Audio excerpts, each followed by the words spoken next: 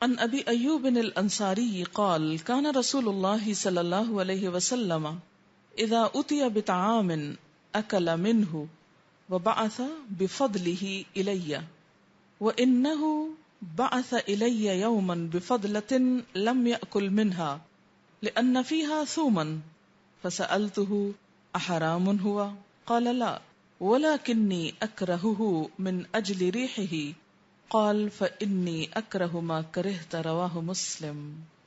حضرت ابو ایوب انصاری رضی اللہ تعالی عنہ کہتے ہیں کہ رسول اللہ صلی اللہ علیہ وسلم کے پاس جب کھانا لایا جاتا تو آپ اس سے تناول فرمانے کے بعد میرے پاس بھیج دیتے۔ یہ کون ہے ابو ایوب انصاری؟ جی ہاں، جنہوں نے مدینہ میں آپ صلی اللہ علیہ وسلم کو اپنا گھر آفر کیا تھا۔ آپ کو معلوم ہے کہ جب آپ صلی اللہ علیہ وسلم مدینہ تشریف لائے تو ہر ایک کی خواہش یہ تھی کہ آپ ہمارے گھر پر رہیں، لیکن آپ نے فرمایا کہ جہاں یہ اونٹنی جا کر رک جائے گی وہی میری جگہ ہوگی۔ تو وہ اونٹنی حضرت ابو ایوب انصاری کے گھر پر جا کر خود رک گئی۔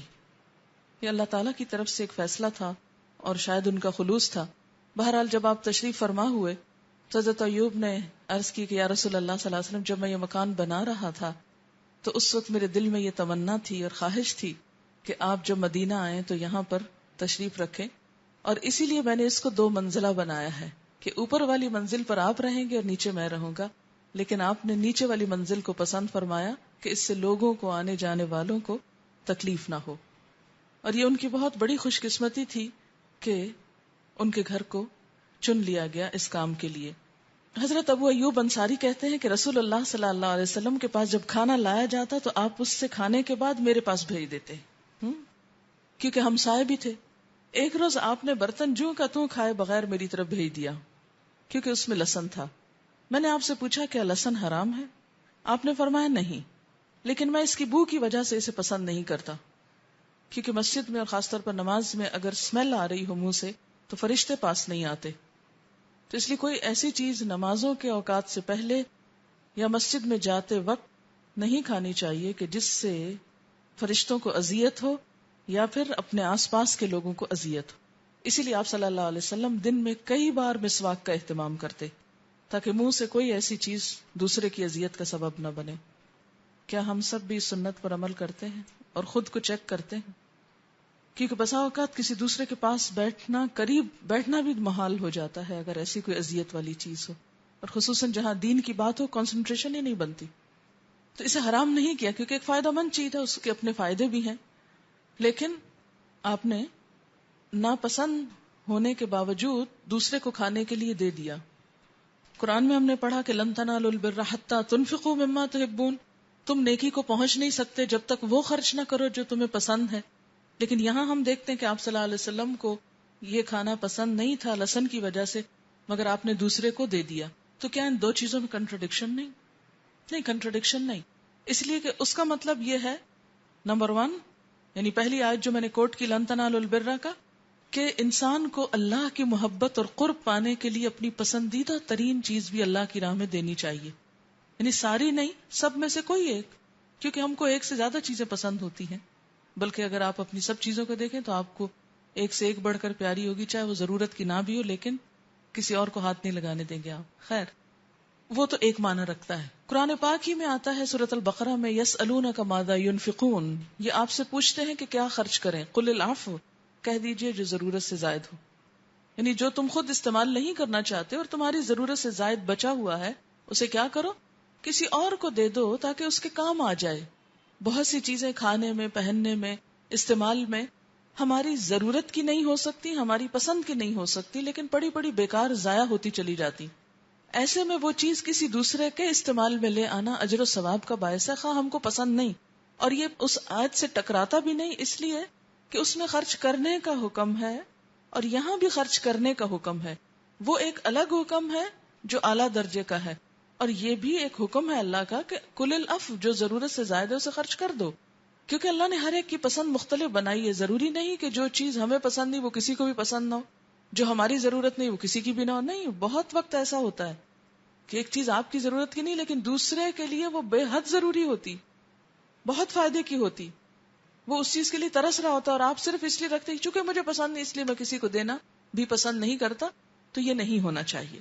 آپ دے ڈالیے تاکہ کام آ جائے, کسی کے کام آئے گی, اس کی دعا ملے گی اور اللہ کے ہاں اجر ملے گا. کس حکم پر عمل کرنے کا؟ نمبر 2 حکم پر عمل کرنے کا, اور وہ کیا ہے؟ یسألونک ماذا ينفقون قل العفو. یہ بھی اللہ کا حکم ہے. جہاں لن تنالوا البر اللہ کا حکم ہے, وہاں یہ بھی حکم ہے. لیکن ہماری مشکل یہ ہوتی ہے کہ جب ہم کو ایک حکم پتہ چلتا ہے تو دوسرے سارے ہم بھول جاتے ہیں اور اس کو سامنے رکھ کر اپنی عقل کی بنا پہ فتوے دینے لگتے ہیں. اسی لیے سنت کا مطالعہ ضروری ہوتا ہے کہ وہ عمل کی راہیں اور مختلف جہتیں ہمارے سامنے کھولتی ہے, جو عام طور پر ہم اپنی کم علمی بعض اوقات اور بعض اوقات لمیٹڈ ذہن, نیرو مائنڈڈ ہونے کی وجہ سے ہم اس کو ایکسپٹ نہیں کرتے. تو یہاں پر آپ دیکھیے کہ آپ صلی اللہ علیہ وسلم کا طرز عمل سامنے آ رہا ہے.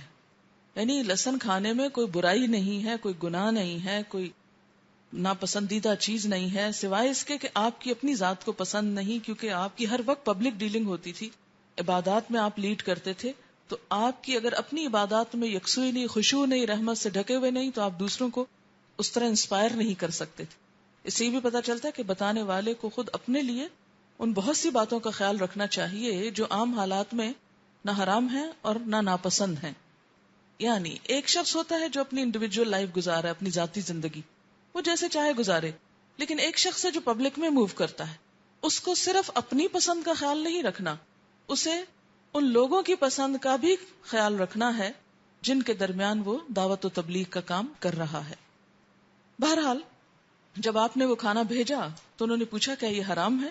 فرمایا نہیں, لیکن میں اس کی بو کی وجہ سے اس کو پسند نہیں کرتا. حضرت ابو ایوب رضی اللہ تعالی عنہ نے کہا جو چیز آپ ناپسند فرماتے ہیں میں بھی اسے ناپسند کرتا ہوں. سمپل ریزن, بس مجھے بھی نہیں اچھا لگتا. اور یہ صرف محبت کی وجہ سے تھا. اس سے کیا پتا چلتا ہے کہ شریعت اپنی جگہ ہے, لیکن حضور صلی اللہ علیہ وسلم کی محبت میں اگر کسی خاص چیز میں آپ کا اتباع کر لیا جائے تو اس پر بھی انشاءاللہ اجر ہے, اور جو نہ کر سکے اس کے لیے گناہ نہیں. انشاءاللہ اس کے بعد ایک اور سبجیکٹ آپ کا آئے گا کہ جس میں پھر آپ کو کیٹیگوریکلی بتایا جائے گا کہ کون کون سی سنتوں کو آپ چھوڑ نہیں سکتے, کون سی ایسی ہیں کہ جو کر لیں تو بہت اچھا, نہیں وہ پھر آپ نے ٹرم سنی ہوگی واجب اور مستحب اور مباح. یہ کیٹیگریز انشاءاللہ بعد میں آئے گی. ابھی ہم صرف جنرلی سنت آن دا ہول اس کا جو مقام ہے اور صحابہ کرام کا جو طرز عمل ہے اس کو دیکھ رہے ہیں, وہ لیٹر آن انشاءاللہ تعالی. تو یہاں حضرت ابو ایوب انصاری کا عمل جو ہے وہ محبت کی بنا پر ہے, اور ایک گہری محبت کی بنا پر ہے.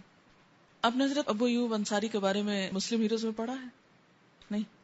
مجھے ان کے مقبرے پر جانے کا اتفاق ہوا ہے ترکی میں. وہ پورا علاقہ ہی ایوب کہلاتا ہے. آپ کو معلوم ہے کہ حضور صلی اللہ علیہ وسلم نے ایک پیشن گوئی کی تھی کہ لَتَفْتَحُنَّ الْقُسْطُنْطِينِيَّةَ وَلَنِعْمَ الْأَمِيرُ أَمِيرُهَا وَلَنِعْمَ الْجَيْشُ جَيْشُهَا, کہ تم لوگ یعنی اپنی امت کے لیے پیشن گوئی کی تھی کہ تم ضرور ضرور قسطنطنیہ یعنی ٹرکی کو, استنبول کو فتح کرو گے, اور جو لشکر اس فتح میں شریک ہوگا وہ بہت عمدہ لشکر ہوگا, اور جو امیر اس لشکر کو گائیڈ کر رہا ہوگا وہ بھی بہت اچھا انسان ہوگا. اس بنا پر ہم دیکھتے ہیں کہ صحابہ کرام میں سے ہر ایک کو, اور بعد کے ادوار میں بھی ہر ایک کو شوق ہوتا تھا کہ وہ ہم خوش نصیب ہوں جن کے بارے میں آپ نے فرمایا کہ وہ بہت اچھا لشکر ہوگا.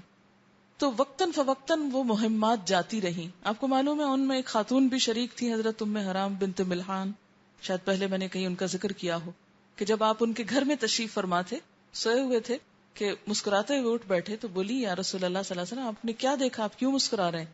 تو آپ نے فرمایا آپ اکثر دوپہر آرام کرنے کے لیے ان کے گھر تشریف لے جاتے تھے. تو کہنے لگے کہ میں نے دیکھا کہ میری امت کا ایک لشکر ہے جو سمندر پہ سوار ہوا ہے, اور وہ اس طرح بیٹھے ہیں جیسے ملوک اپنے تخت پر بیٹھے ہوتے ہیں, یعنی سمندر پہ کشتی میں سوار ہو کے یوں جا رہا ہے جیسے بادشاہ اپنے تخت پہ بیٹھے, یعنی بہت خوبصورت سین ہے. تو کہنے لگی یا رسول اللہ صلی اللہ علیہ وسلم آپ دعا کیجیے کہ میں بھی ان میں شریک ہوں. آپ صلی اللہ علیہ وسلم حضرت ام حرام کے لیے دعا کرتے ہیں, پھر اس کے بعد وہ پھر سو جاتے ہیں, پھر تھوڑی دیر کے بعد اٹھتے ہیں تو پھر مسکرا رہے ہیں. تو پوچھتے ہیں کہ آپ کو کس چیز میں مسکرایا؟ تو آپ نے بتایا کہ میں نے اسی طرح وہ لشکر پھر دیکھا ہے اور اس میں کچھ شہید بھی ہوں گے. تو کہنے لگے آپ دعا کیجیے میں بھی شہیدوں میں شامل ہو جاؤں. تو آپ نے ان کے لیے دعا کی, کہا تم انہی میں سے ہوگی. تو جب اس طرف کی مہم کے لیے ایک لشکر جا رہا تھا تو حرام اس میں شریک تھی. سمندر پار کر کے جب سائپرس پہ پہنچی تو وہاں گھوڑے سے گر کر ان کی شہادت ہو گئی. تو جو اللہ کے راستے میں نکلتا ہے اگر دشمن کے ہاتھوں نہ بھی مارا جائے تو وہ شہید کہلاتا ہے. تو اب بھی سائپرس میں ان کی قبر موجود ہے اور لوگ وہاں جاتے ہیں. تو حضرت ابو ایوب انصاری کا مقبرہ، ابو ایوب انصاری بھی ایسے ہی ایک لشکر میں موجود تھے اور مہم ہوئی، بہرحال بیمار پڑے، انتقال ہوا. اور اللہ کے راستے میں جو سفر ہوتا ہے اس میں انتقال بھی ایک طرح سے شہادت ہوتی ہے. تو ان سے جو اس وقت کا امیر لشکر تھا، مجھے نام یاد نہیں، جو بھی تھا بہرحال اس نے ان سے پوچھا کہ آپ کی خواہش کیا ہے. انہوں نے کہا کہ ہم علاقہ فتح تو نہیں کر سکتے لیکن آپ مجھے استنبول کی دیوار کے قریب ترین لے جا کے دفن کیجیے، یعنی دشمن کے علاقے کے قریب ترین جگہ پہ آپ دفن کریں مجھے. بہرحال ان کو پھر وہاں پر دفن کیا گیا اور پورا علاقہ اب ایوب کے نام سے مشہور ہے. تو میں سوچتی ہوں کہ دین سے محبت کرنے والے اور جنت کے سودے کرنے والے تو یہی لوگ تھے کہ جن کی تمنا اور خوشی اور زندہ رہنے کا ایک مقصد تھا اور اس کے لیے جب جیتے تھے تو جینے میں بھی ان کی خوشی تھی اور لائف کو بھی ایک طرح سے انجوائے کر رہے تھے. کیونکہ جو زندگی صرف دنیا کے لیے ہوتی ہے اس میں انجوائمنٹ نہیں ہوتی، وہ انجوائمنٹ ایک حد کے بعد جا کے بوریت میں بدل جاتی. لیکن جب انسان ایک مقصد کے لیے جیتا ہے نا تو ہر روز ایک نئی خوشی ہوتی، ایک نئی چیز کا انتظار ہوتا ہے، ایک نئی مہم، ایک نیا قدم، اور وہ زندگی بھی ایک انجوائبل چیز ہو جاتی. اور اس سے یہ بھی اندازہ کریں کہ خواتین کو بھی دین کی خدمت اور اس کے لیے عملی طور پہ کچھ کرنے کا کیسا جذبہ تھا، اور حضور صلی اللہ علیہ وسلم نے ان کو ڈسکریج بھی نہیں کیا. ہم جیسا کوئی یہاں ہوتا آپ کی جگہ تو کہتے کہ تم کہاں چلی، تم لوگوں کا کیا کام، تم باعث مصیبت ہوگی، گھر پر ہی رہنا. لیکن آپ نے ان کا شوق دیکھتے ہوئے روکا نہیں، اس لیے کہ مرد حضرات تو لڑا کرتے تھے اور خواتین ان کے پیچھے ساتھ ساتھ مرہم پٹی کیا کرتی تھی، کھانا بنایا کرتی تھی، زخمیوں کی دیکھ بھال کرتی، ایک طرح سے نرسنگ کیا کرتی. اگر اس کام پر مرد حضرات لگ جاتے تو فوج میں کمی ہو جاتی، لڑنے والوں میں کمی ہوتی. عورتیں اگر براہ راست فرنٹ پہ جا کے لڑ نہیں سکتی تو بیک پہ رہ کے یہ کام بہت اچھی طرح کر سکتی ہیں. بہرحال عن ابن عمر عن النبی صلی اللہ علیہ وسلم قال بنی الاسلام على خمسة على ان يوحد الله واقام الصلاة وايتاء الزكاة وصيام رمضان والحج. فقال رجل الحج وصيام رمضان قال لا صيام رمضان والحج هكذا سمعته من رسول الله صلی اللہ علیہ وسلم. رواہ مسلم. حضرت عبداللہ بن عمر رضی اللہ عنہما سے روایت ہے کہ نبی اکرم صلی اللہ علیہ وسلم نے فرمایا اسلام کی بنیاد 5 چیزوں پر ہے: اللہ کی توحید، نماز قائم کرنا، زکوٰۃ ادا کرنا، رمضان کے روزے اور حج ادا کرنا. ایک شخص نے بات دہرا کر پوچھا حج اور رمضان کے روزے؟ عبداللہ بن عمر رضی اللہ تعالی عنہما نے فرمایا نہیں، رمضان کے روزے اور حج، یعنی صرف لفظ کی ترتیب بدلی تھی. میں نے رسول اللہ صلی اللہ علیہ وسلم سے اس ترتیب سے حدیث سنی تھی، لہذا ترتیب نہ بدلو، جو میں نے سنا ہے تم کو اسی طرح یاد کرو. یعنی تعلیم دینے میں بھی وہ اس بات کی احتیاط کرتے تھے کہ آپ صلی اللہ علیہ وسلم کے الفاظ کو بدلا نہ جائے. اچھا، ابھی میں نے یہ ذکر کر دیا، مجھ پہ تو پہلے ہی فتویٰ ہے کہ عورتوں کو بگاڑ رہی ہیں، اور خدا کے لیے جا کے ایسے قصے کہانیاں بہت کوٹ نہ کیا کیجیے، کیونکہ وہ دین کا وہ روپ دیکھا نہیں، اس لیے ان کو سمجھ نہیں آتی. ہم اپنے آس پاس کچھ اور دیکھتے ہیں، جب وہاں دیکھتے ہیں تو کچھ اور نظر آتا ہے، اور کچھ مصلحتوں کے تحت اس کو بند رکھا گیا ہے. لیکن جو حقائق ہیں اور جو اسلام کی وسعت ہے وہ سامنے آنی چاہیے، تاکہ دنیا میں بھی ہم کچھ ترقی کی منزلیں طے کریں، کچھ آگے بڑھیں، کچھ امت مسلمہ بہتری کی طرف بڑھے. کیونکہ جب ہمارا ایک بڑا حصہ جو امت کا ہے وہ بالکل بیکار بیٹھا ہے، کچھ کرنے کو تیار نہیں، گھروں میں گالی گلوچ، غیبت، چغلی، لڑائی، ساس بہو کا جھگڑا کیوں نہیں ختم ہوتا؟ اس لیے کہ کوئی تعمیری کام ہی نہیں ہے ہماری خواتین کی زندگی میں، نہ لکھنا، نہ پڑھنا، نہ پڑھانا، نہ کچھ کرنا. لیکن صحابیات میں ایسی بیکاری کہیں نظر نہیں آتی. تو جب تک ہم عورت کو یعنی ٹھیک ہے عورت اگر گھر بھی بیٹھی ہے تو ایک پازیٹیو اور کریٹو کام کرتی چلی جاتی اپنے بیچ کے اوقات میں جو بھی اس کی فراغت ہے، کیونکہ چاہے وہ ماں ہے، بیوی ہے، سب ہے، لیکن وہ ایک انسان بھی ہے، ہیومن بینگ بھی ہے. اللہ نے اس کو ذہن، دل، دماغ بھی دیا ہے، اور اس کے استعمال اور اس کا کچھ آؤٹ لیٹ بھی ہونا چاہیے. اور پازیٹیو قسم کی ایکٹیویٹیز جو ہیں وہ ہمیشہ معاشرے کی بہتری کا سبب بنتی. چلیے ایک مثال اور کوٹ کر دیتی ہوں. کیا آپ کے علم میں یہ ہے کہ حضرت نفیسہ جو تھی، حضرت علی کی پوتی، وہ امام شافعی کی استاد تھی؟ امام شافعی کا نام تو بہت سنا آپ نے، لیکن یہ بات کبھی نہیں سنی ہوگی، اور اگر آپ کسی کو جا کے بتائیں بھی تو وہ ماننے کو تیار نہیں ہوگا، کیونکہ ہم اس بات کا تصور نہیں کر سکتے. ہمارے ذہن میں یہ سوچ ہی نہیں آتی کہ عورت کو بھی اللہ کوئی ذہن دے سکتا ہے یا وسعت دے سکتا ہے اور وہ بھی یہ کام کر سکتی ہے. اور معلمی کے پیشے میں، یعنی تعلیم کے پیشے میں، عورت سے بڑھ کر پوٹینشیل عام طور پر مردوں میں وہ پیشنس نہیں ہوتا جو خواتین میں ہوتا ہے. ٹھیک ہے، مردوں میں بھی تعلیم کا کام رہا ہے اور انبیاء مرد ہی رہے ہیں جو تعلیم دیتے رہے ہیں، لیکن ماں کے اندر بطور خاص یہ چیز ودیت کر دی گئی ہے. اس لیے ہر ماں ایک معلم بھی ہے اور ہر ماں کچھ نہ کچھ سکھا سکتی ہے. کوئی بہت بڑی لیکچرار نہ بھی بنے تو سمپل سمپل باتوں سے بھی. اور پھر آپ دیکھیں اللہ نے بولنے کی صلاحیت بھی عورت کو نسبتاً اسٹیٹسٹکس یہ بتاتے ہیں کہ بچپن میں بھی لڑکیاں جلدی بول پڑتی ہیں لڑکوں کی نسبت اور زیادہ کلیئر بولتی ہیں. تو جب یہ یعنی ماں ہونے کی حیثیت سے سکھانے کا جذبہ، یہ کرو یہ نہ کرو. آپ نے دیکھو کہ چھوٹی بچیاں ہوتی ہیں نا، وہ بچپن میں ہی ماں کو کاپی کر کر کے ہر وقت ڈکٹیٹ کرتی رہتی ہیں چھوٹے بہن بھائیوں کو یا ویسے بھی. تو ان میں وہ سکھانے کا جو ٹرینڈ ہوتا ہے وہ زیادہ ہوتا ہے نسبتاً. لڑکوں میں اس طرح نہیں دیکھیں گے آپ، وہ روب جھاڑنے والی انداز زیادہ ہوتا ہے. اور اسی طرح بولنے کا، تو اگر سکھانے کا انسٹنکٹ ہے عورت میں اور بولنے کا طریقہ ہے تو یہ کام عورتیں بہت اچھی طرح کر سکتی ہیں. خیر، ان زید بن اسلم رأیت ابن عمر يصلي محلولا ازرارة فسألته عن ذلك فقال رأيت رسول اللہ صلی اللہ علیہ وسلم يفعله. حضرت زید بن اسلم فرماتے ہیں میں نے عبداللہ بن عمر کو کھلے بٹنوں کے ساتھ نماز پڑھتے دیکھا، یعنی نماز میں بٹن کھلے تھے. میں نے ان سے پوچھا آپ ایسا کیوں کرتے ہیں؟ تو حضرت عبداللہ بن عمر نے جواب دیا میں نے رسول اللہ صلی اللہ علیہ وسلم کو ایسے ہی نماز پڑھتے دیکھا ہے تو میں ان کو کاپی کر رہا ہوں. اسے ابن خزیمہ نے روایت کیا ہے. یہ مثالیں کیا بتاتی کہ دین کے معاملات میں تو اتباع ہے ہی ہے، لیکن جو ان کے ذاتی طور طریقے تھے ان میں اتباع بھی ان کی محبت کی وجہ سے بہت زیادہ تھا. یعنی اگر ان معاملات میں پیروی ہو رہی ہے جہاں نہ فرض ہے، نہ سنت ہے، نہ واجب ہے، نہ مستحب ہے، تو کہاں یہ کہ جو واجب کے درجے میں ہے یا لازم کے درجے میں ہے وہاں انسان اتباع چھوڑ دے. نیورو لنگوسٹک پروگرامنگ جو کہ سائیکالوجی کی ایک نیکسٹ جنریشن کے طور پہ اس سینچری میں دریافت ہوئی ہے، اور اس کو بیسیکلی NLP کو پرسنل ایکسلنس کا آرٹ اینڈ سائنس کہا جاتا ہے.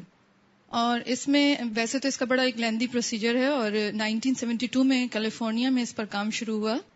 اور اس کے تحت کچھ باتیں انہوں نے دریافت کی کہ کامیاب جو لوگ ہوتے ہیں، پیک پرفارمرز یا جو سکسیسفل لوگ ہوتے ہیں، ان کے ایک سکسیس کا، ان کے سوچنے کا ایک انداز ہوتا ہے، ان کے بیٹھنے اٹھنے کا ایک انداز ہوتا ہے.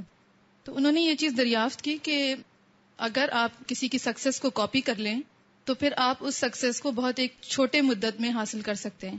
یعنی کہ کوئی بھی کامیابی، جیسے کسی بھی فیلڈ میں سکسیسفل ہونے کے لیے، کامیاب ہونے کے لیے ایک سرٹن لیول کی زندگی گزارنی ہوتی ہے. ایک سرٹن لیول کا مینٹل پروسیجر، تھنکنگ، بیہیویئر، بلیفز، اس کے اوپر پھر آپ جا کے سکسیسفل ہوتے ہیں. لیکن اس میں ضرورت ایکسپیرینسز ہوتے ہیں جو کہ ٹرائل اینڈ ایرر بیسس پر ہوتے ہیں. لیکن اگر آپ کسی ایک کامیاب انسان کو کاپی کریں تو پھر آپ اسی کے مینٹل یا تھنکنگ لیول پر جا سکتے ہیں. اس میں ایک چیز ہوتی ہے جس کو ماڈلنگ کہا جاتا ہے، اور ماڈلنگ جو ہے وہ NLP کا ایک بیسک جو اس کا ایسنس ہے. اور ماڈلنگ کو ہم سادہ زبان میں یہ کہہ سکتے ہیں کہ ہیومن ایکسلنس کو ریپلیکیٹ کرنے کا ایک پروسیس ہے. یعنی کامیابی تک پہنچنے کے لیے جس پروسیس کی ضرورت ہوتی ہے، یعنی مثلا تجربے اور غلطیوں سے سیکھنا، اور اس کے بعد بھی کامیابی تک پہنچنے کے ایز سچ 100% امکانات نہیں ہوتے.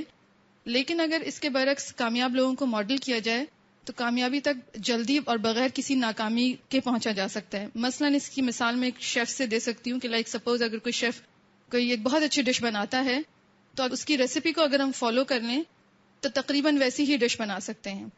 اور کسی بھی پرسنالٹی کو ماڈل کرنے کے لیے جو چیزیں ماڈل کی جاتی ہیں وہ اس کی بلیفز کا مطلب ہے اس کے جو زندگی کے بارے میں، دنیا کے بارے میں جو اس کے عقائد ہوتے ہیں، جو یقین ہوتے ہیں، ان کو آپ فالو کر سکتے ہیں.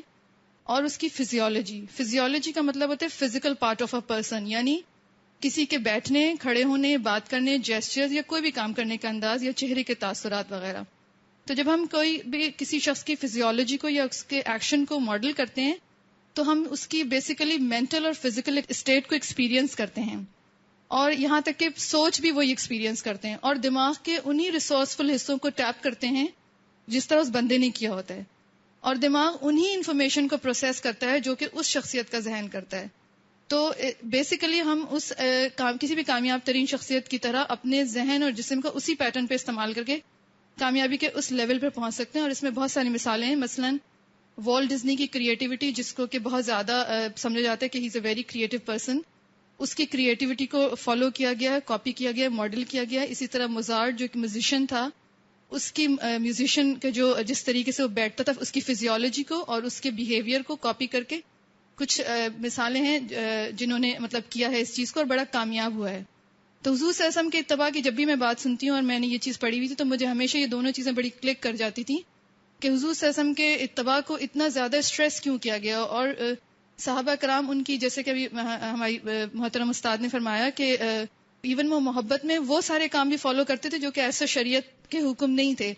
تو بیسیکلی اگر آپ دیکھیں کہ صحابہ کرام جو کہ اس سے پہلے ایک انتہائی جنگجو قوم کے طور پہ اور الٹریٹ قوم کے طور پہ موجود تھے، تو حضور صلی اللہ علیہ وسلم کو اسی طرح کاپی کرنے میں، بیسیکلی ماڈل کرنے میں، وہ انہی کے لیول پہ بیسیکلی پہنچ گئے. آبویسلی وہ پروفٹ نبی کا اور ایک عام انسان کا وہ تو خیر رہے گا فرق، لیکن چونکہ اللہ تعالیٰ نے ان کو رول ماڈل بنا کے بھیجا تھا، اور جب وہ صحابہ اسی چیز کو کاپی کرتے تھے تو بیسیکلی وہ انہی کے مینٹل پروسیس پہ چلے جاتے تھے اور اسی اسٹیٹ میں چلے جاتے تھے، جس سے پھر ان کا دماغ جو تھا وہ انہی انفارمیشن کو پروسیس کرتا تھا.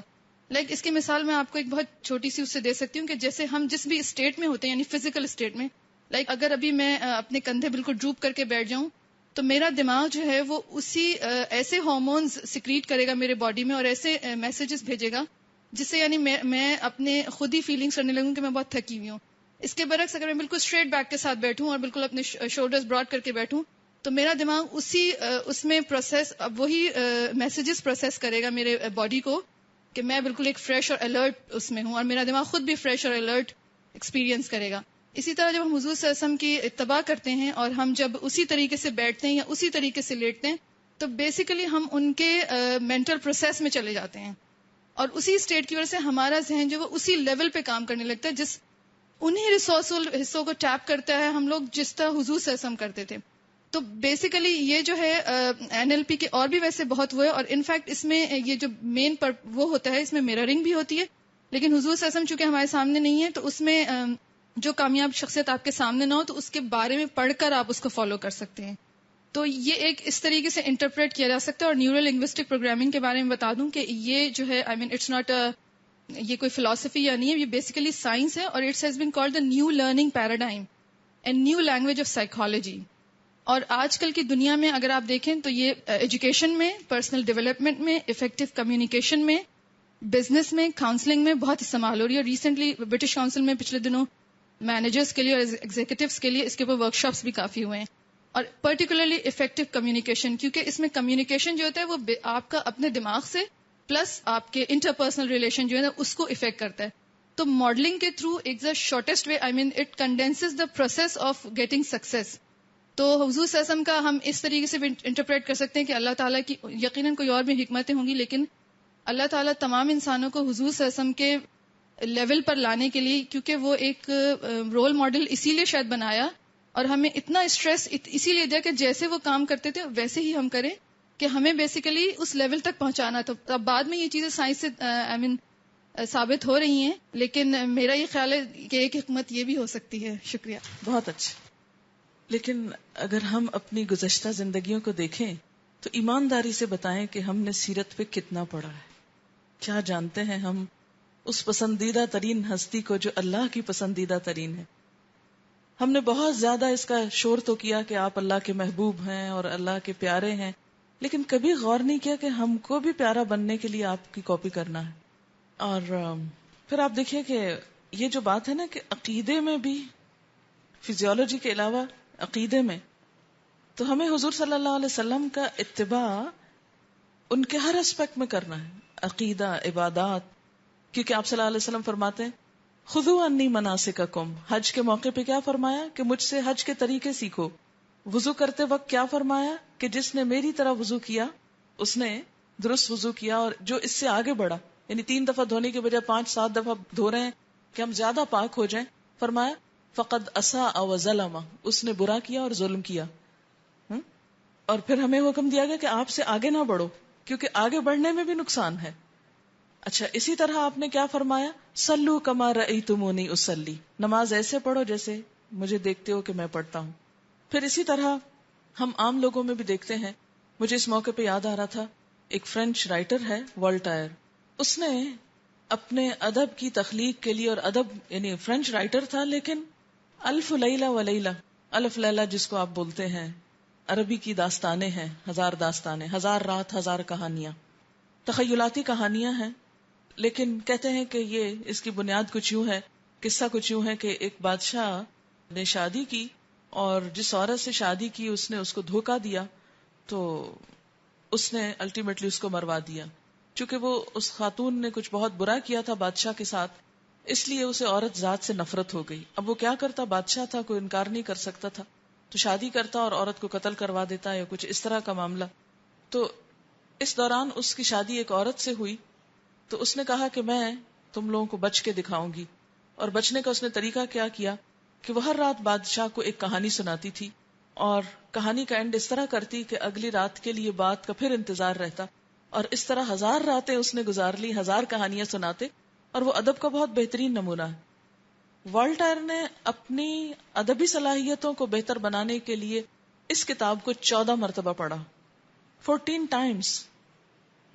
عربی کی کتاب کو 14 مرتبہ پڑھا. کس لیے؟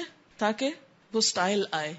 تو جب آپ کسی کا سٹائل کاپی کرتے ہیں، پوئٹری میں، پروز میں، لکھنے میں، تو اس کے لیے کیا کرتے ہیں، اس رائٹر کو بار بار پڑھتے ہیں، بار بار پڑھتے ہیں، حتیٰ کہ اس کے ایکسپریشن، اس کی لینگویج وہ آپ کے اندر محفوظ ہو جائے، اور پھر آپ وہی ریپروڈیوس کرنے لگتے ہیں. آپ نے دیکھا ہوگا کہ جو ماں باپ کلیئر بولتے ہیں، بچوں کے ساتھ اچھی زبان استعمال کرتے ہیں، ان کے بچے جواباً ایسا ہی بولتے ہیں. اور جو والدین بچپن میں بچوں کے سامنے غلط زبان استعمال کرتے ہیں تو وہ خود بخود ان کے اندر انکارپوریٹ ہو جاتی. ہمارے استاد نے بھی، ڈاکٹر ظہور اظہر نے ہمیں عربی سکھانے کے لیے کیا کہا کہ طاہا حسین ایک مشہور رائٹر ہے عربی کا جو بہت سمپل عربی لکھتا اور بہت خوبصورت، تو اس کی ایک کتاب دی اور کہا اس کو 25 دفعہ پڑھو، 25 دفعہ. اور آپ یقین کیجئے کہ میں نے جب پڑھنا شروع کیا، اور اسی طرح لطفی منفلوطی ایک رائٹر تھا، جن لوگوں نے عربی پڑھی ہوگی انہیں معلوم ہے، افسانہ نگار ہے، تو اس کا افسانہ ہمیں دیا، ہوم ورک کے طور پہ دیا کہ اس کو 25 دفعہ کل پڑھ کے آئیں. اور آپ یقین کریں کہ 2-4 دن جو 25 دفعہ پڑھا، مجھے یوں لگے کہ جیسے میری زبان کھل گئی، میری زبان کی گرہ کھل گئی ہے، اور میں فلوئنٹلی عربی میں بولنا شروع ہو گئی، کیونکہ ایکسپریشن سیکھ لیا اندر زبان نے. وہ یہ جو میں اب آپ کے تکلیف کرواتی رہتی ہوں، بولیے 3 دفعہ فعل یفعل، تو آپ سوچتے ہوں گے کہ یہ کیا روز یہی کہتی رہتی ہیں اور ہمیں آتا ہے، آ گیا ہم کو. چاہے آپ کو سمجھ میں آ گیا، لیکن جب تک آپ اس کو ریپیٹ نہیں کرتے، بار بار نہیں دہراتے، وہ آپ کے اندر پوری طرح جاتا نہیں. تو اسی طرح اگر آپ بولنے میں جیسے تجوید کر رہے ہیں یا مخارج، تو مخارج کس طرح آپ کے درست ہوتے ہیں جب آپ استاد کو بار بار کاپی کریں. کیلی گرافی میں بار بار ریپیٹ کیوں کرایا گیا، کیوں دکھایا گیا، یہاں سے اٹھائیں، یہاں جائیں، یوں قلم لے کے جائیں، اوپر کو جائیں، نیچے کو آئیں، جوڑیں، لکیر پر رہیں. یہ سب صرف اس لیے کہ ٹیلنٹ آپ کے اندر ہوتا ہے، لیکن جب آپ کسی کو کرتے ہوئے دیکھتے ہیں تو فوراً آسانی ہو جاتی. انسان کے اندر بیسیکلی وہ بندروں والی صفت ہے، نقل کرنا. نقال تو پیدا ہی کیا گیا ہے، لیکن اچھی چیزوں میں نقالی ہو تو انسان، یعنی یہ نقالی کہیں نہ کہیں ضرور آئے گی، کیونکہ یہ ہمارے انسٹنکٹ میں ہے نا، اندر ہے. اس نے کام تو کرنا ہے، لیکن اگر اچھے انسان کو سامنے رکھ لیں گے، اپنے بچوں کو خاص طور پر شروع سے ہی اگر سنت پر عمل سکھائیں گے اور حضور صلی اللہ علیہ وسلم کو ان کے لیے ایک محبوب ہستی بنا دیں گے، تو آپ دیکھیں گے بہت سی چیزیں خود بخود آسان ہو جائیں گی. شاید آپ کے علم میں ہو کہ آپ صلی اللہ علیہ وسلم کے کھانا کھانے کا طریقہ جو تھا، اس میں جو بیٹھنے کا انداز تھا، وہ انداز سائنٹیفکلی اپروو ہوا ہے کہ اگر کوئی شخص اس طریقے پر بیٹھ کر کھائے تو نہ بیمار ہوتا ہے اور نہ ہی اس کا وزن بڑھتا ہے. لیکن ہمیں بچپن میں ایسی کوئی چیزیں بتائی ہی نہیں گئی، اور عادت ہی نہیں ہوئی. اب بڑے ہو کر ان عادتوں کو اختیار کرنا اور اس طریقے پر بیٹھنا اب ایک عذاب ہو گیا. لیکن اگر بچپن سے ہی وہ سٹائل اختیار کر لیا جاتا تو ہم اس نوبت کو نہ پہنچتے. اسی طرح آپ کو معلوم ہے کہ ٹوائلٹ میں بیٹھنے کا طریقہ حضور صلی اللہ علیہ وسلم نے سکھایا ہے. ایک خاص پوزیشن پہ بیٹھنا سکھایا آپ نے. اور یہود نے ایک دفعہ مذاق بھی اڑایا کہ تمہارا نبی تم کو استنجا کرنے کا طریقہ اور ٹوائلٹ میں بیٹھنے کا طریقہ بھی سکھاتا ہے. تو انہوں نے صحابی نے کوئی شرمندگی نہیں ظاہر کی اور کچھ نے کہا کہ ہاں ہمیں اس بات پر فخر ہے کہ اس نے ہمیں ہر بات سکھائی ہے, ہر ادب سکھایا ہے. اور یہ بات بھی ثابت ہوئی کہ اس خاص طریقے پر بیٹھنے سے انسان کی ساری امپیورٹیز جو ہیں وہ ختم ہو جاتی ہیں اور انسان کے لیے صحت مندانہ طریقہ ہے. لیکن عموماً یا تو ہم شرم و حیا کے بہت زیادہ بوجھ میں ان باتوں کو بالکل ہی ایک طرف بند رکھتے ہیں, یا پھر یہ کہ چونکہ آپ صلی اللہ علیہ وسلم کی ذات سے وہ محبت پیدا نہیں ہوئی اور خصوصاً اس بارے میں سٹریس نہیں کیا گیا کہ آپ کو فالو بھی کرنا ہے, آپ پر ایمان لانا ہے, ماننا ہے بہت بڑے انسان تھے, بہت عزت کرنی ہے, ان کی نام لیتے ہوئے ہاتھ چوم لیں یا میرے خیال آنکھوں کو بھی ہاتھ ساتھ لگا لیں تو سارا کام ہو جائے گا. تو جو نہیں کرنے کو کہا گیا وہ تو ہم شوق سے کر رہے ہیں اور جو کرنے کو کہا گیا وہ ہم کو خبر ہی نہیں. بہرحال تھوڑی بہت کوشش کریں گے کہ انشاءاللہ تعالی چند باتیں ہم بھی کچھ سیکھ سکھا جائیں. اس بات میں کسی کو شک ہی نہیں کہ آپ کامیاب ترین انسان تھے. یہ دوست بھی مانتا ہے, دشمن بھی مانتا ہے, مانتا ہے نا. کوئی اس کا انکار کر سکتا ہے کہ آپ کامیاب ترین نہیں تھے؟ آپ تھے, کامیاب ترین تھے. The Hundreds کی وہ جو مائیکل ایچ ہارٹ کی کتاب ہے اس میں بھی یہی بتایا گیا اور ہمیں اس کی سند کی ضرورت نہیں, آپ تھے. اور اس دن جو بیانڈ مائنڈ کی بات کی گئی کہ آپ نے سب سے زیادہ مائنڈ استعمال کیا, تو اس میں تو کوئی ڈھکی چھپی بات ہی نہیں کہ آپ کامیاب ترین تھے. تو اگر ہمارا دل ویسے نہیں بھی کرتا آخرت کی وجہ سے کہ آپ کو کاپی کریں, یہ میں نیگیٹو سینس میں اس لیے بات کر رہی ہوں کہ ذرا سا آپ ہوش میں آ جائیں کہ اگر ہمارا آخرت کمانے کے لیے دل نہیں بھی کرتا تو دنیا کے لیے ہی, دنیا کے بھلے کے لیے اور دنیا کی کامیابی کے لیے ہی, کامیاب ترین انسان ہونے کے لیے ہی آپ کو فالو کر لیں. اس سے تو انکار نہیں نا, اس لیے کہ دنیا کی کامیابی تو ہم میں سے ہر ایک چاہتا ہے. آخرت تو بھولی ہوئی ہے لیکن یہاں تو ہم چاہتے ہی ہیں. یعنی آپ کو کاپی کرنے میں آخرت کا فائدہ تو ہے ہی ہے لیکن دنیا کا بھی نقصان نہیں. ہمارے دشمن شیطان نے ہمارے دلوں میں یہ ڈال رکھا ہے کہ اگر ہم آپ کے طریقے پہ چلے تو بڑی مشکل ہو جائے گی زندگی اور بہت سے فائدوں سے ہم محروم ہو جائیں گے. ہرگز نہیں. آپ کامیاب ترین تھے, تاریخ ساز تھے, آپ نے دنیا میں نام پیدا کیا, لہذا آپ کو کاپی کرنا کسی اعتبار سے بھی نقصان دہ نہیں. ان مجاہد قال كنا مع ابن عمر في سفر فمر بمكان فحاد عنه فسئل لما فعلت فقال رأيت رسول الله صلى الله عليه وسلم فعل هذا ففعلت. حضرت مجاہد رحمہ اللہ کہتے ہیں ہم عبداللہ بن عمر کے ساتھ ایک سفر میں جا رہے تھے, ایک جگہ سے گزرے تو حضرت عبداللہ بن عمر راستے سے دور ہٹ گئے. ان سے پوچھا گیا آپ نے ایسا کیوں کیا؟ عبداللہ بن عمر رضی اللہ تعالی عنہ نے جواب میں کہا میں نے رسول اللہ صلی اللہ علیہ وسلم کو ایسے ہی کرتے دیکھا ہے اس لیے میں نے ایسا کیا. یعنی چلتے چلتے راستہ تھوڑا دور کا لے کے آگے گئے, موڑ کاٹ کے. عقل کے اعتبار سے تو یہ حماقت لگتی ہے نا کہ آپ چل رہے ہیں چلتے چلتے سائڈ سے ہو کے جا رہے ہیں, لیکن ان کی محبت کہ آپ کے ساتھ میں سفر پہ تھا, آپ نے ایسا ہی کیا تھا, لہٰذا میں اس راہ پہ گزرا ہوں تو میرا دل چاہتا ہے میں پھر وہی کروں. حالانکہ اس میں تکلیف تھی لیکن کوئی بھی تکلیف محبت کے لیے یا محبت کے ساتھ بہت آسانی سے گوارا ہو جاتی. ان انس بن سیرین قال كنت مع ابن عمر بعرفات فلما كان حين راح رحت معه حتى اتى الامام فصلى معه الاولى والعصر ثم وقف معه وانا واصحاب لي حتى افاض الامام فافضنا معه حتى انتهينا الى المضيق دون المأزمين فأناخ وأنخنا ونحن نحسب أنه يريد أن يصلي فقال غلامه الذي يمسك راحلته إنه ليس يريد الصلاة ولكنه ذكر أن النبي صلى الله عليه وسلم لما انتهى إلى هذا المكان قضى حاجته فهو يحب ان يقضي حاجته رواہ احمد۔ حضرت انس بن سیرین کہتے ہیں کہ میں حضرت عبداللہ بن عمر کے ساتھ عرفات میں تھا، جب وہ کہیں جاتے تو میں ان کے ساتھ جاتا۔ یہ انس بن سیرین جو ہے یہ تابعی ہیں۔ تابعی وہ ہوتے ہیں جنہوں نے صحابی کو دیکھا ہو، اور صحابی وہ ہوتے ہیں جنہوں نے حضور صلی اللہ علیہ وسلم کی صحبت میں وقت گزارا ہو یا ان کو دیکھا ہو۔ تو تابعین کیوں صحابہ کو فالو کرتے تھے، ذرا ہم دیکھیں یہ کیا کرتے ہیں، کیونکہ وہ کسی اور کو فالو کرتے تھے۔ کہتے وہ جہاں جاتے میں ساتھ جاتا، یہاں تک کہ ہم امام کے پاس پہنچے اور اس کے ساتھ نماز ظہر اور عصر جمع کر کے ادا کی۔ پھر عبداللہ بن عمر نے وقوف فرمایا، وقوف کا معنی تھا کھڑے ہونا، تو میں اور میرے ساتھیوں نے بھی ان کے ساتھ وقوف کیا، یہاں تک کہ امام عرفات سے واپس لوٹے تو ہم بھی ان کے ساتھ واپس لوٹے، یہاں تک کہ اسی تنگ راستے پہ پہنچے جو زمین یعنی جگہ کا نام ہے اس سے پہلے۔ وہاں پہنچ کر عبداللہ بن عمر نے اپنی سواری بٹھا دی اور ہم نے بھی اپنی سواریاں بٹھا دی۔ ہمارا خیال تھا کہ اب عبداللہ بن عمر نماز پڑھیں گے، لیکن جو ملازم ان کی سواری پہ متعین تھا اس نے بتایا کہ حضرت عبداللہ بن عمر نماز نہیں پڑھنا چاہتے، بلکہ نبی صلی اللہ علیہ وسلم یہاں پہنچ کر حاجات ضروریہ سے فارغ ہوئے تھے، چنانچہ عبداللہ بن عمر رضی اللہ تعالی عنہما بھی اسی جگہ حاجت ضروریہ سے فارغ ہونا پسند کرتے۔ اور غلام کو پتا تھا کہ ان کی عادت کیا ہے، یہ ہر چیز میں انہی کو فالو کریں گے، لہٰذا دیکھتے جاؤ۔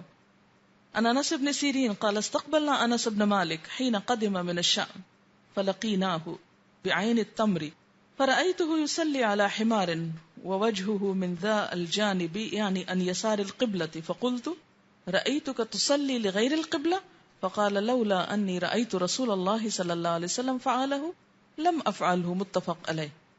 حضرت انس بن سیرین رحمہ اللہ فرماتے ہیں کہ حضرت انس بن مالک، یہ کون تھے؟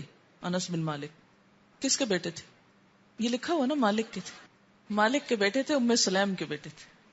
اچھا، 10 سال کی عمر میں ام سلیم حضرت انس کو حضور کے پاس چھوڑ آئی، کہنے لگی یا رسول اللہ صلی اللہ علیہ وسلم میرا یہ بیٹا آپ کی خدمت میں رہے گا اور یہ لکھنا جانتا ہے، لکھنا سکھا کے لے آئی، اب یہ آپ کے پاس ہے۔ اور تقریباً 10 سال انہوں نے حضور صلی اللہ علیہ وسلم کی صحبت میں دن رات گزارے، تو چونکہ یہ بھی سنت کا بہت علم جانتے تھے آپ کی صحبت کی وجہ سے، کہتے ہیں کہ شام سے تشریف لائے تو عین تمر کے مقام پر ہم نے ان کا استقبال کیا۔ میں نے انہیں گدھے پر نماز پڑھتے دیکھا اور گدھے کا رخ قبلے کی بجائے قبلے کے دائیں طرف تھا۔ میں نے حضرت انس سے پوچھا کہ آپ نے قبلے کی طرف رخ کیے بغیر نماز کیوں پڑھی؟ انہوں نے فرمایا اگر میں رسول اللہ صلی اللہ علیہ وسلم کو اس طرح نماز پڑھتے نہ دیکھتا تو کبھی ایسے نماز نہ پڑھتا۔ اس سے پتہ یہ چلتا ہے کہ سواری پر نفل نماز پڑھی جا سکتی ہے، اور حکم کیا ہے کہ جب شروع کیا جائے تو رخ قبلے کی طرف ہو، لیکن اس کے بعد سواری جدھر کو بھی گھوم جائے نماز نہ توڑی جائے۔ یعنی سواری مثلاً آپ یہاں سے اگر گاڑی پر بیٹھتے ہیں اور نفل پڑھنے لگتے ہیں تو شروع کرنے سے پہلے دیکھ لیجیے کہ قبلہ کس طرف، اور پھر اس کے بعد شروع کر دیجیے۔ اب آپ گاڑی ہمیشہ آپ کے رخ پہ تھوڑی رہے گی، اگر اسی پہ رہے گی تو منزل پہ کیسے پہنچے گی؟ اس نے تو جانا ہے جدھر کو جانا ہے، تو جدھر چاہے گھومتی رہے، چاہے بالکل اپوزٹ ڈائریکشن پہ چلی جائے، کوئی حرج نہیں۔ نفل نماز میں سواری کے اوپر بیٹھ کر قبلہ رخ کے بغیر بھی نماز کی اجازت ہے۔ عن ابن عمر رضی اللہ عنہما قال اتخذ النبی صلی اللہ علیہ وسلم خاتما من ذهب فاتخذ الناس خواتیم من ذهب فقال النبی صلی اللہ علیہ وسلم انی اتخذت خاتما من ذهب فنبذه وقال انی لن البسه ابدا فنبذ الناس خواتیمهم رواہ البخاری۔ حضرت عبداللہ بن عمر رضی اللہ عنہما کہتے ہیں نبی اکرم صلی اللہ علیہ وسلم نے سونے کی ایک انگوٹھی بنوائی تو صحابہ کرام نے بھی آپ کی دیکھا دیکھی انگوٹھیاں بنوا لی۔ آپ نے فرمایا میں نے سونے کی انگوٹھی بنوائی تھی، تم نے بھی بنوا لی۔ چنانچہ آپ صلی اللہ علیہ وسلم نے انگوٹھی اتار پھینکی اور فرمایا اب میں کبھی استعمال نہیں کروں گا، کیونکہ منع کیا گیا ہے سونے سے۔ آپ کی اتباع میں صحابہ کرام نے بھی اپنی اپنی انگوٹھیاں اتار کر پھینک دی، کسی نے یہ نہیں کہا کہ اچھا اب پہلے کیوں بنوائی تھی اور اب آپ اتار رہے ہیں اور ہماری بھی ضائع گئیں یا کچھ نہیں، آپ نے اتار دی، انہوں نے بھی اتار دی۔ کیا یہ شخصیت پرستی تھی؟ نہیں، ایک تعلق اور ایک محبت کی علامت تھی۔ حالانکہ انگوٹھی کا پہننا کوئی شریعت کا حکم نہیں، لیکن آپ نے پہنی تو انہوں نے بھی شوق میں پہن لی، اور جب اللہ تعالیٰ کی طرف سے، اور ہو سکتا ہے اس وقت پہنی ہو کہ جب یہ حکم نہ آیا کہ مردوں کے لیے سونا حرام ہے، اور جب اللہ تعالیٰ کا حکم آیا اور آپ نے اتار دی تو سب نے اتار دی۔ عن ابن الحنظلية لرجل من أصحاب النبي صلى الله عليه وسلم قال قال رسول الله صلى الله عليه وسلم نعم الرجل خريم الأسدي لولا طول جمته وإسبال إزاره فبلغ ذلك خريما فعجل فأخذ شفرة فقطع بها جمته إلى أذنيه ورفع إزاره إلى أنصاف ساقيه رواہ ابو داؤد۔ صحابی رسول ابن حنظلیہ سے روایت ہے کہ نبی اکرم صلی اللہ علیہ وسلم نے فرمایا اگر خریم اسدی کے بال لمبے نہ ہوتے اور تہ بند دراز نہ ہوتا تو بہت اچھا آدمی تھا۔ رسول اکرم صلی اللہ علیہ وسلم کی یہ بات خریم تک پہنچی تو خود ہی چھری لے کر کانوں تک اپنے بال کاٹ لیے۔ بہت لمبی لٹیں ہوں گی نا تو جو جس سے عورت کی مشابہت پر آتی ہے، تو کانوں تک کاٹ لی اور تہ بند نصف پنڈلیوں تک اونچا کر لیا۔ اب آپ کہیں گے ہائے پتہ نہیں کیا لگتے ہوں گے، تو آج کل شارٹس پہن کر ہمارے بچے اور بڑے کچھ نہیں لگتے، تو وہاں پر اگر شارٹ ڈریس ہو تو بہت برا لگتا ہے۔ سوچ کی بات ہے نا۔ وعن عبد الله بن عباس ان رسول الله صلى الله عليه وسلم رأى خاتما من ذهب في يد رجل فنزعه فطرحه وقال يعمد احدكم الى جمرة من نار فيجعلها في يده فقيل للرجل بعدما ذهب رسول الله صلى الله عليه وسلم خذ خاتمك انتفع به قال لا والله لا آخذه ابدا وقد طرحه رسول الله صلى الله عليه وسلم رواہ مسلم۔ حضرت عبداللہ بن عباس رضی اللہ عنہما سے روایت ہے کہ نبی اکرم صلی اللہ علیہ وسلم نے ایک آدمی کے ہاتھ میں سونے کی انگوٹھی دیکھی تو اسے اتار کر پھینک دیا۔ معلوم ہوتا ہے کہ حکم آ چکا تھا مردوں کے لیے سونے کی حرمت کا، اور فرمایا تم میں سے کوئی سونے کی انگوٹھی پہن کر گویا آگ کے انگارے کا ارادہ کرتا ہے، یعنی مرد کے لیے سونے کی انگوٹھی پہننا ایسے ہی جیسے آگ کا انگارہ۔ نبی صلی اللہ علیہ وسلم کے تشریف لے جانے کے بعد اس آدمی سے کہا گیا انگوٹھی اٹھا لو اور اس سے کوئی دوسرا فائدہ حاصل کر لو، یعنی کسی کو دے دو یا بیچ دو۔ صحابی نے کہا اللہ کی قسم جس انگوٹھی کو رسول اللہ صلی اللہ علیہ وسلم نے پھینک دیا ہے اسے کبھی نہیں اٹھاؤں گا۔ سونے تک کی چیز کو بس پھینک دیا تو پھینک دیا، اور یہ بات بھی محبت کے بغیر نہیں ہو سکتی۔ ہم جیسا کو ہو تو غصہ کرے کہ اچھا آپ مجھے ویسے ہی منع کر دیتے، لیکن اس سے صحابہ کرام کی ڈیڈیکیشن اور وہ جو ایک خاص تعلق تھا کہ آپ اتار کے پھینکیں یا پہنائیں یا کچھ کریں، اس سب کو ایک اچھے معنی میں اور اپنے فائدے میں لیتے تھے، اس لیے اس کو مائنڈ نہیں کرتے تھے، نہ نرمی کو اور نہ سختی کو، دونوں کو ایک طرح سے برابر ہی لیا۔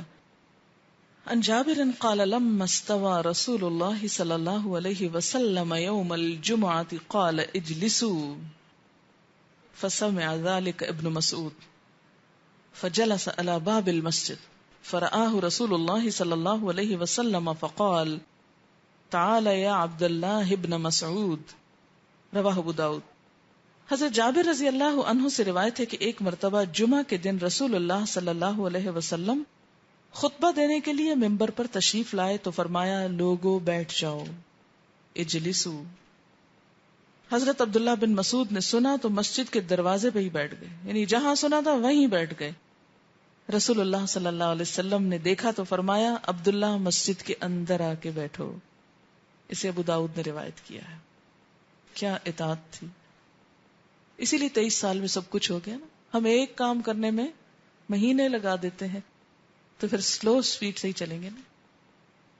سبحانک اللہم و بحمدک نشہد ان لا الہ الا انت نستغفرک و نتوب الیک۔ والسلام علیکم ورحمۃ اللہ وبرکاتہ۔